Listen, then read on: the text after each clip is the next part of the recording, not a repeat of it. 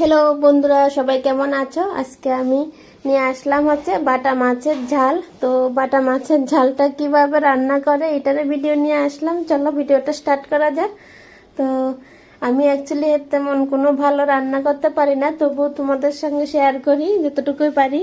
তো আমার রান্নার মধ্যে যদি কোনো ভুল টুল হয়ে থাকে তোমরা সবাই কমেন্ট বক্সে লিখে দেবে যে এটা করো এইভাবে। আমারও ভিডিও করতে খুব ভালো লাগবে তোমরা যদি একটু বলে দাও।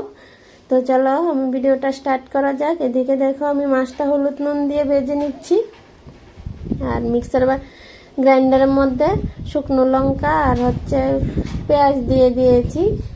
এটাকে একটু পেস্ট করে নেব, একদমই সিম্পল।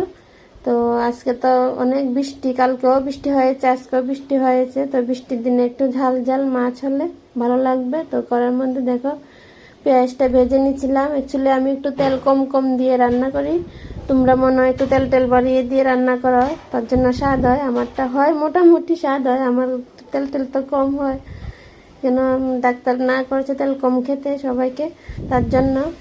একদমই সিম্পল রেসিপি। দেখো মশলাটা ভাজা হয়েছে, মাছটা দিয়ে দিয়েছি। এই এখন নামিয়ে নেব। তো বৃষ্টির দিনে গরম গরম ভাতের সাথে লাল লাল ঝাল ঝাল মাছের ঝোল হলে আর কি লাগে।